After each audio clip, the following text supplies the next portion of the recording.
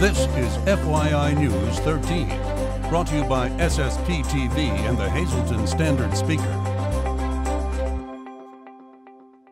For your information, a new foundation is looking to do some good in our area. Find out who they are helping this month. It's Friday Eve on FYI. Hello, I'm Ken Karen. I'm going to do the same thing I do every day, try and dish out as much local information as possible. Here's our headlines from FYI and the Hazleton Standard Speaker. Hazleton Mayor Jeff Cassat has proposed that the city borrow $1 million to plug an $856,000 hole in the city's budget. The mayor believes that would prevent layoffs and allow the city to hire 5 additional police officers. The plan would require council to raise taxes. Council is looking at alternative revenue sources, and concern has been expressed over the interest on such a loan. The mayor, council, and city solicitor Donald Karpovich met in executive session yesterday. The proposal is expected to be discussed at the May 3rd council meeting. For more on the proposal and reaction from council, read Sam Galski's article in today's Standard Speaker. Art Youth Expo 6 is tomorrow and Saturday in downtown Hazleton. Included in the 2 days of artistic and musical events will be a spotlight on poetry. On Friday night from 6 until 9 p.m., a beatnik-era style coffee house will be held at the Sage Exchange next to the Dragonfly Cafe. Then on Saturday, Hazleton's very own poet laureate, Standard Speaker columnist Maria Giacchetti will host a poem writing workshop for kids of all ages at Lackawanna College from 12:15 until 1:45 p.m. Art Youth Expo kicks off tomorrow night at 6 p.m. at the Hazleton Art League. Check out Art Youth Expo 6 on Facebook for more information. Hazleton residents can have their personal documents shredded this Saturday. The city has arranged for a shredding truck this Saturday on the South Wyoming Street lot across from the parking garage. Papers will be shredded from 10 a.m. until 2 p.m. or until the truck is full. There is no cost to residents or to the city. The shredder is made possible by a grant. Again, it is for Hazleton residents only. Today, Bernie Sanders was in Scranton, and tomorrow 2 more presidential candidates are coming to our area.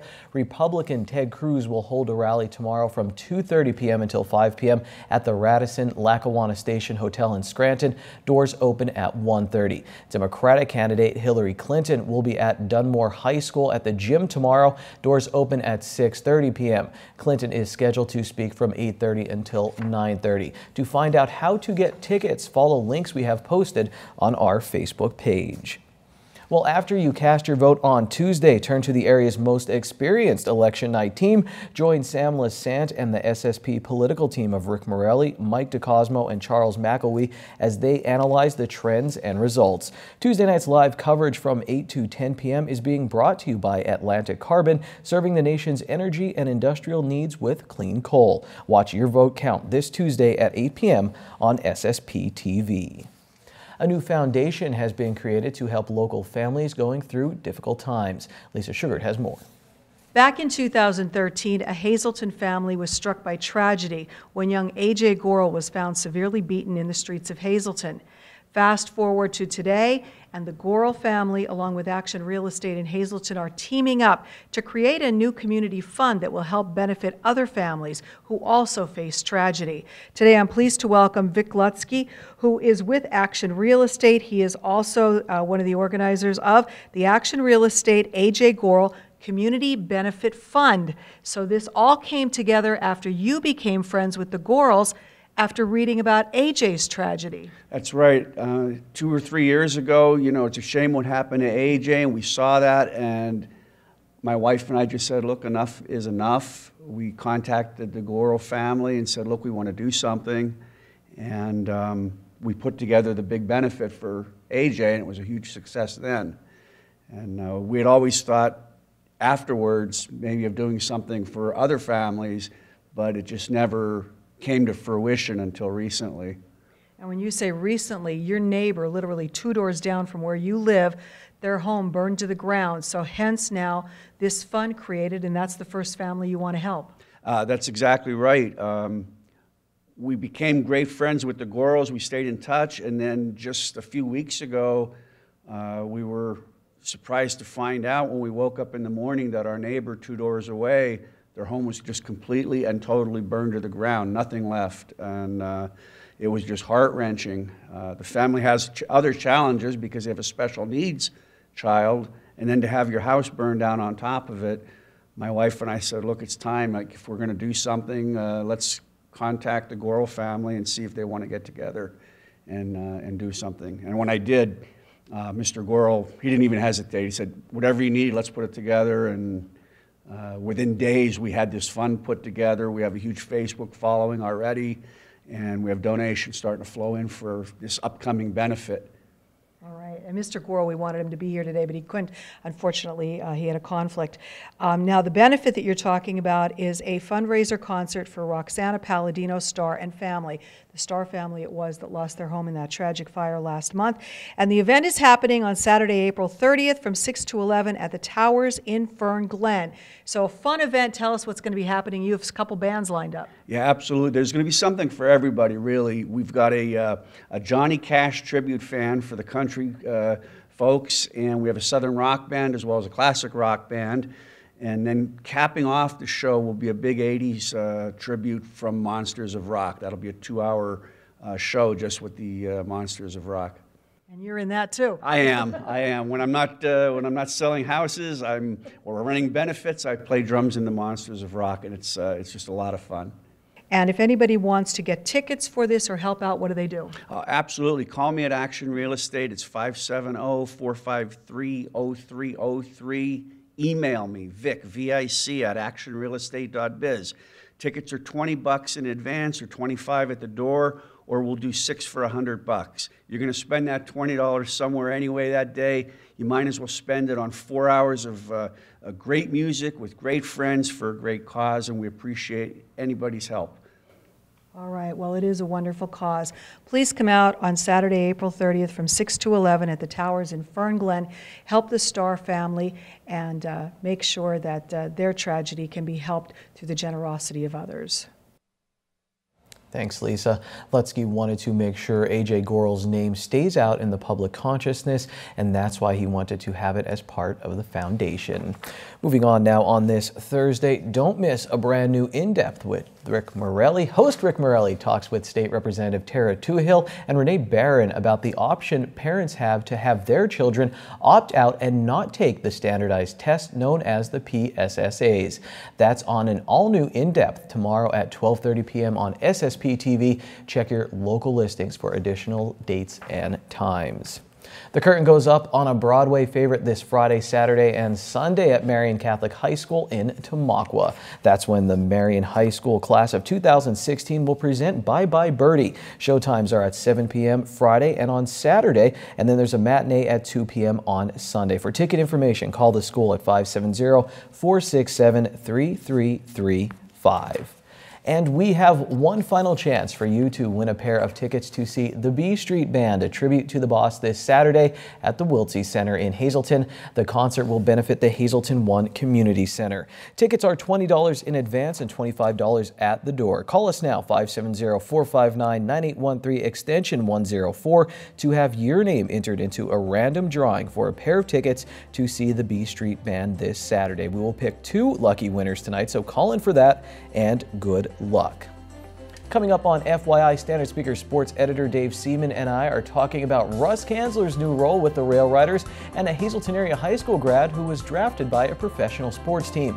Up next, Charles McElwee from the Greater Hazleton Historical Society talks about a place near and dear to my heart, Calairs, Pennsylvania.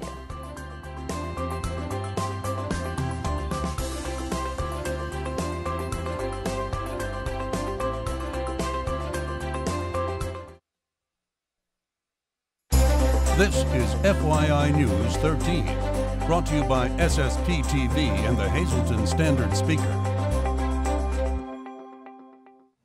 Our next local history segment is all about the race for governor in the state of Pennsylvania in 1934. Here's Charles McElwee from the Greater Hazleton Historical Society and Museum with our Lisa Sugart. Hazleton played a two-front role in the outcome of the 1934 governor's race. The first was a Hazletonian was on the ticket for the Democratic candidates. Thomas Kennedy, who was the Secretary-Treasurer of the United Mine Workers of America at the time, was chosen by gubernatorial candidate Earl to run on the Democratic ticket. And George Earl was a Montgomery County native. He lived in Bryn Mawr, and he had a very successful sugar empire. And Kennedy was chosen to attract the New Deal labor ticket and target areas like Hazleton, which had a large pro-labor ethnic Catholic vote. His opponent in the race was William Schneider, who was Attorney General under Gifford Pinchot at the time, a Republican, and Schneider was from Lancaster County. It was a very heated contest.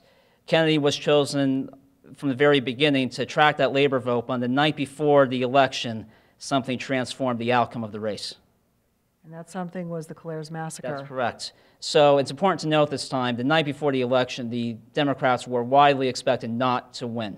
The Democrats had not held statewide office in over 40 years. And the Republicans were expected to have another great run the next morning. But the night before, there were Klein Township Democrats who had congregated to march through Center Street in Clares. At the time, Clares was run, the political machine was run by Joseph Bruno, who had been the Republican Party boss in the township for 27 years. At 9 o'clock, in the evening, right before the election, the marchers were parading down the street, and it set Bruno into a rage. And he and a few members of his family ended up getting machine guns and other weapons out and started shooting fire. Over a dozen people were injured, 5 were killed, and the next morning it hit the radio waves. Jack Kelly, who was the Philadelphia Democratic boss in the city at the time, he was Grace Kelly's father, he got on the radio and it went across Pennsylvania that a vote for the Republicans was a vote for what happened the night before. And as a result, Governor-elect Earl handily won. Kennedy became lieutenant governor, and the Democrats entered office for the first time in over 40 years, really part of the FDR New Deal sweep as well. Can you imagine if we had the 24-hour news cycle back then like they have now, you know, when that was all happening? Right. It was national news at the time. It made the front pages of city newspapers across the country, including the New York Times. There was a police presence in Clares for a long period, and Bruno ended up he was arrested, placed in Schuylkill County Prison, and it's a fascinating story. I mean, he was the Schuylkill County detective at the time that this was carried out, and hence why he had so many weapons. But he ended up escaping from prison. Shortly thereafter, he faked a toothache, and the guard dropped him off in front of the dental office, and he escaped. And he wasn't found until a few months later in New York under an alias name. And he ended up being released from prison years later and actually died of natural causes in Clares. Wow, amazing stories that happened right here in our own backyard. Thank you so much for bringing this to us. We really appreciate going back through the years and seeing the role our area played in past politics. Time now for FYI News 13 weather. We've had a lot of sunshine this week in the Hazleton area, but the storms, they are a-coming, well, at least for a day. Here's our local forecast from the National Weather Service. Tonight, we have a 30% chance of showers, mainly after midnight. It will be cloudy with a low of 55 degrees. On Friday, showers are likely, then showers and a possible thunderstorm afternoon. Our high will be 67 degrees. Friday night, we'll get down to 44 degrees, and we have a 60% chance of showers and a possible thunderstorm. On Saturday, mostly sunny, high of 55. Saturday night, mostly clear. We're down in the mid-30s for the low. On Sunday, it will be sunny with a high near 59. Sunday night, partly cloudy with a low of 41. On Monday, partly sunny skies with a high of 58. And then on Monday night, 50% chance of showers, mostly cloudy, low of 38 degrees. Thursday's midday winning lottery numbers are now up here on FYI on the green screen. Pick 2, 48, pick 3, 814, pick 4, 3969, pick 5, 36178. Coming up next on FYI Sports Talk with Dave Seaven. Right now, Law Talk.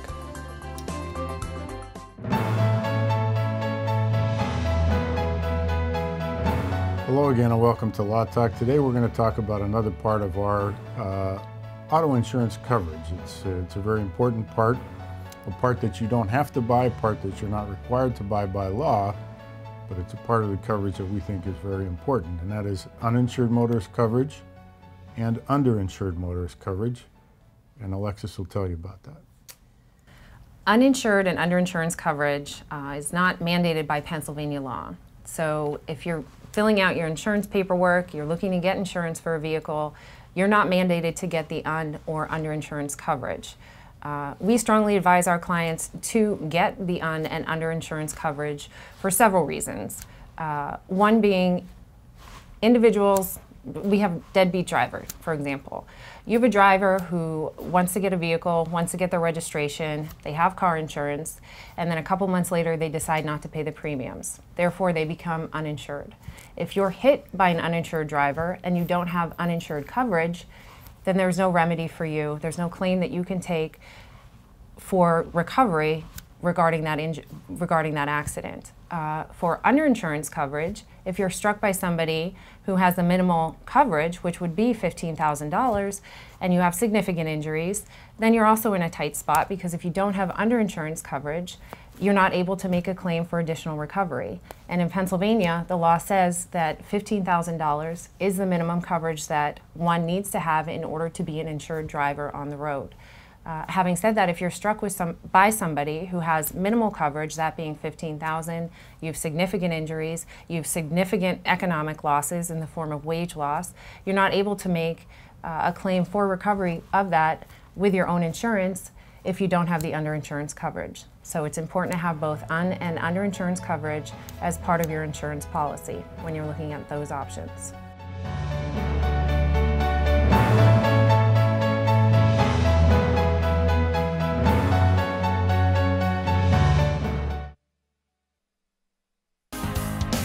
This is FYI News 13 Sports. Dave Day on a Thursday is not a sign of the apocalypse. It's just a sign that there was some big sports news happening on a Wednesday. Dave Stephen is here, sports editor from the Standard Speaker. Let's start with that big sports news. The Cunningham Crusher, Russ Kanzler, Dave, had a press conference on Wednesday. He will be working for the Rail Riders front office. Official title on business development for the Rail Riders. He'll be building the brand here in the Hazelton area, working with youth camps and doing color commentary for televised games. We'll get into more of that in a second. But Dave was actually at the press conference, and you said typical Russ. You know, he's very personable. He has that charm, and I think a great person when you're trying to market something. Oh, no doubt about it. I mean, we've known Russ for forever, and he comes off so well spoken, and in maturity. That's been his hallmark since he's a young boy, really. I mean, it's followed him throughout his his high school and throughout his professional career, and he's always handled himself well. And the Rail Riders are getting a big-time asset, not only for their organization, but the whole region in general, and minor league baseball, because I think his future is limitless, really. And Dave, without giving away too much, you're working on a piece for the Standard Speaker that people will see. Can you tell us a little bit what you talked with Russ about? Or? Well, we talked about a little bit, about the past. He's not closing the book on his playing career either, but he knows it's nearing the end, and that's one good thing about him, is he realizes that there are other things other than playing. There are more important things to him, being his faith and his family, and he's put those front and center now, and as he pursues the next chapter in his career. And we'll talk about his playing career and how he's developed through the years, where he's gone, the places that he's been at, and we'll get in further too, like maybe some memorable moments when he's played. Donnie Collins had the article in the Standard Speaker today, and he wrote about Russ going to Lackawanna County Stadium when he was young. And Russ believes getting the youth involved down here in the Hazelton area with the Rail Riders, with some camps, will definitely bring them in, and that's the route to go to. Well, Dave, a big draft just happened, the NFL draft coming up, and I'm talking about the draft for Grid. It is the world's first professional spectator sport with 2 co-ed teams racing head-to-head in a 2-hour match. And Dave, your daughter, Jillian Seaman, who is a standout at the Hazelton Area High School, threw the javelin extremely well, went to the University of Delaware, got drafted by the New York Rhinos. So what's that like as a parent? It's almost like the NFL. You said you're texting back and forth, and exciting times for the family. Definitely. She told us a few weeks back, she told that she was thinking of being a professional athlete, and I know that she's been a CrossFit athlete. She takes it very seriously, like she's taken everything throughout her playing and her academic career, and she said, I might be a professional athlete. So, and okay, she's going to be a professional athlete. What does that entail? Well, this league, the National Pro Grid League, comes along or something, and she would watch that on TV and say, that's going to be me someday. And that's what she set her mind to doing, and she ended up being a second-round draft pick of the New York Rhinos on Tuesday. So congratulations. We'll have to keep up with her as well as things become official with the New York Rhinos. Now here in the Hazleton area, interesting story.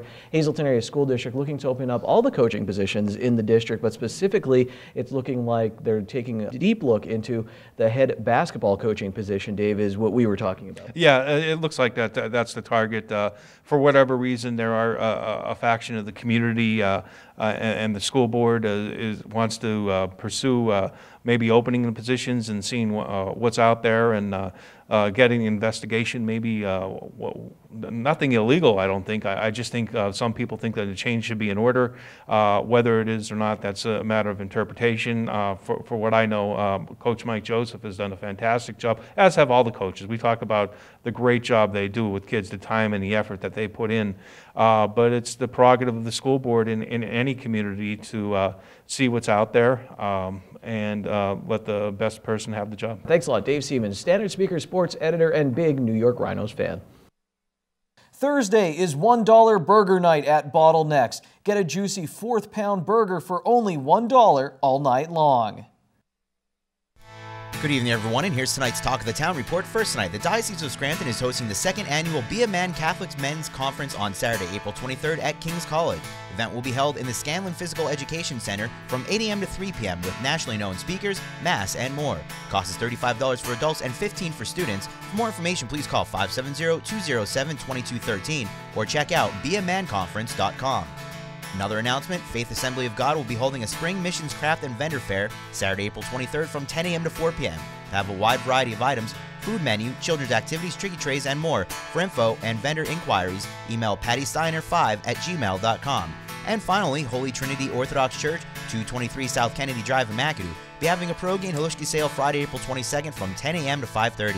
Please call ahead to secure your order, 570-929-2179.